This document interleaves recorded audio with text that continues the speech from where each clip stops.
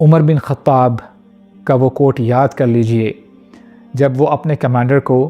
دوسرے شہر کی طرف بھیج رہے تھے، جنگ کی طرف بھیج رہے تھے، تو انہوں نے جو نصیحت کی وہ یہ تھی کہ دیکھو دشمن اور ہم میں ایک ہی فرق ہے، حالانکہ ملیٹریلی یا اسٹرینگتھ کی اگر بات کریں تو ہو سکتا ہے کہ ہم برابر ہوں، لیکن اللہ تعالیٰ کی مدد ہمارے ساتھ اس لیے ہے کیونکہ ہم گناہوں سے بچتے ہیں اور وہ گناہ سے نہیں بچتے۔ was maintained in مدینہ، اللہ تعالیٰ یہ میسج ہمیں دیتے ہیں وَاعْتَصِمُوا بِحَبْلِ اللَّهِ جَمِيعًا وَلَا تَفَرَّقُوا، اللہ کی رسی کو مضبوطی سے تھامو اور تفرقے میں مت پڑنا۔ اللہ تعالیٰ پھر میسج دیتے ہیں اِنَّمَا الْمُؤْمِنُونَ اِخْوَةٌ، مسلمان ایک دوسرے کے بھائی ہوتے ہیں، اور اللہ کے نبی نے بھی یہی فرمایا المسلم اخو المسلم لا یظلمہ ولا یخذلہ، ایک مسلمان دوسرے مسلمان پر ظلم نہیں کرتا اور نہ ہی اس کو اکیلا چھوڑتا ہے۔ سو دس از دا ٹائم فار اہل خیر، جو امت کا درد رکھتے ہیں، جو اللہ کے نبی کی اتباع کرنا چاہتے ہیں، جو اللہ کی رسی کو مضبوطی سے تھامنا چاہتے ہیں، ان کو چاہیے کہ آگے بڑھیں اور امت میں اتحاد کی طرف لوگوں کو لے کے جائیں۔ الحمدللہ والصلاة والسلام علی رسول اللہ، رب اشرح لی صدری ویسر لی امری واحلل عقدۃ من لسانی یفقہوا قولی۔ From the past few days you must have observed the details اور جو بھی ایڈوانسمنٹس ہیں۔ اپیرنٹلی لگ ایسے رہا ہے کہ سچویشن کیوس کی طرف جاری ہے،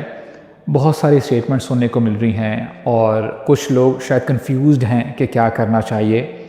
یہاں تک کہ کچھ اسٹیٹمنٹس ایسی بھی ہیں کہ جہاں پہ فزیکلی جنگ کے لیے آگے ایڈوانسمنٹ کی جا رہی ہیں، اس کے ساتھ ساتھ ایک نیریٹو بلڈ کیا جا رہا ہے اور یہ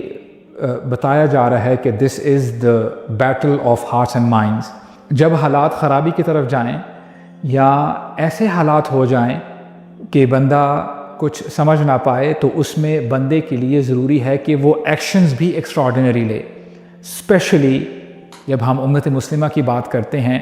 دس is not the time to sleep and relax, بلکہ ہمیں اللہ کے نبی کی سیرت سے پتہ چلتا ہے صلی اللہ علیہ وسلم،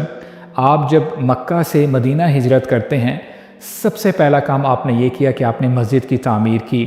اور مسجد میں لوگ اکٹھے ہوتے ہیں، آپ نے مسلمانوں کو یونائٹ کرنے کی کوشش کی، اور اس کے بعد اللہ کے نبی نے مسلمانوں کا مواخہ کروایا۔ The brotherhood was maintained in مدینہ۔ اللہ تعالیٰ یہ میسج ہمیں دیتے ہیں وَاعْتَصِمُوا بِحَبْلِ اللَّهِ جَمِيعًا وَلَا تَفَرَّقُوا،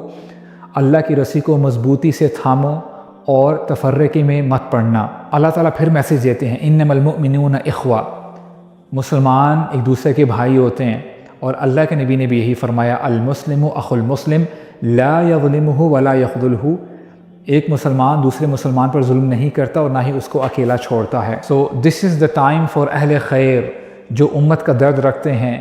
جو اللہ کے نبی کی اتباع کرنا چاہتے ہیں، جو اللہ کی رسی کو مضبوطی سے تھامنا چاہتے ہیں، ان کو چاہیے کہ آگے بڑھیں اور امت میں اتحاد کی طرف لوگوں کو لے کے جائیں۔ اور سچویشن جیسے مرضی ہو، اس کا ہرگز مطلب نہیں کہ ہم ڈر جائیں یا ہم خوف کی طرف چلے جائیں۔ قُل لَن يُصِيبَنَا إِلَّا مَا كَتَبَ اللَّهُ لَنَا، کہ ہمارے اوپر کوئی مصیبت نہیں آ سکتی مگر وہی جو اللہ تعالیٰ نے ہمارے لیے لکھی ہوئی ہے۔ وَعَلَى اللَّهِ فَلْيَتَوَكَّلِ الْمُؤْمِنُونَ، ایمان والوں کو اللہ تعالیٰ پہ توکل کرنا چاہیے۔ اور یہ بات بھی جان لیں